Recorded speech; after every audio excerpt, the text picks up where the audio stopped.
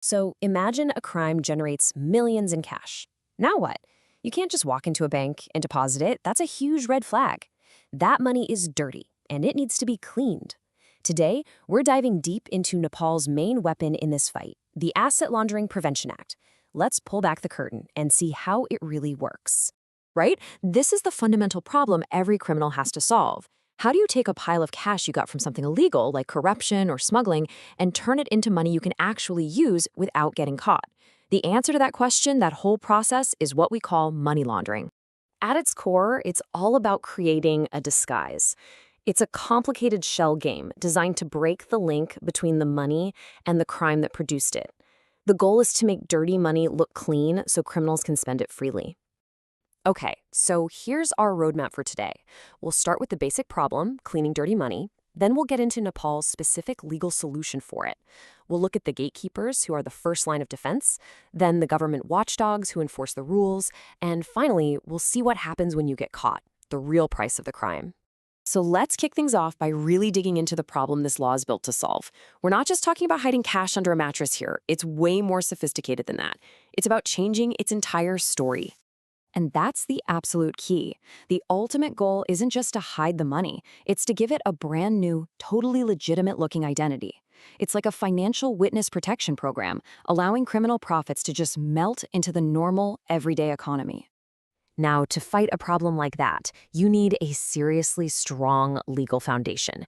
Nepal's answer is a very specific, very powerful law designed to let authorities do one thing exceptionally well: follow the money. And this is it. This is the centerpiece. The Asset Laundering Prevention Act is basically the official rulebook. It lays out what money laundering is, who has to help prevent it, and exactly how the people who break the rules will be punished. So let's see just how wide a net this thing actually casts. And wow, this is what's so fascinating: the sheer scope of this law. It's not just aimed at one or two things. The act covers a massive list of what are called predicate offenses. Basically, if your money comes from any of these crimes and you try to hide it, that's money laundering. We're talking everything from tax evasion and corruption all the way to human trafficking and terrorism. It's an incredibly wide net. Okay, so you've got this law, but how do you actually enforce it? How do you catch people in the act? Well, the law is smart about this. It doesn't just wait for the police to figure it out. It puts the responsibility right on the front lines of our financial world. The law calls these people in places gatekeepers. And look, it's not just banks. It's insurance companies, casinos, people who sell gold and other precious metals, even professionals like auditors and notaries. The law basically says, you see the money moving, so you are our first line of defense. So what's their job? The law boils it down to two absolutely critical tasks. First, know your customer. You have to verify who you're actually doing business with. And second, if a transaction looks off, if it smells suspicious in any way, you are legally required to report it. No exceptions. And this is how that report travels. Think of it like a chain of information. It all starts with that one transaction that raises a red flag. The gatekeeper, the bank, the casino, whoever, sends up a flare. That flare goes to a special team called the Financial Information Unit. They're the analysts. If they look at it and agree something's wrong, they pass the case to the investigation department to take action. And that brings us to the enforcers at the very heart of this system. Once a report gets analyzed and flagged as serious, these are the two key government agencies that grab the ball and run with the investigation. So it's really important to see how these two work together. Think of the Financial Information Unit, or FIU, as the brain of the operation. They collect and analyze all the data coming in. The investigation department, well, they're the muscle.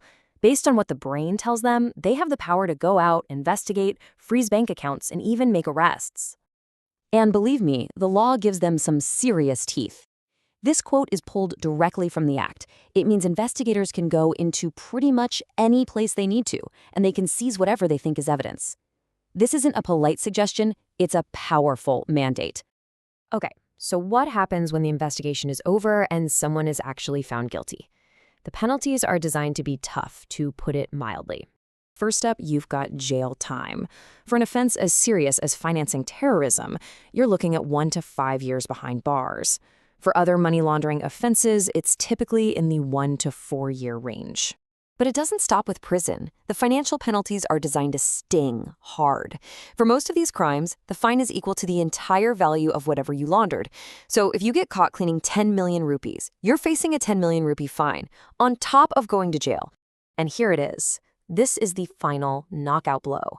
That word shall is so important here. It means it's mandatory, not optional. Any and all assets that are traced back to the crime will be confiscated by the state. The whole point is to make sure that at the end of the day, crime literally does not pay. So why does all of this matter so much? Because when dirty money flows freely through an economy, it damages everything.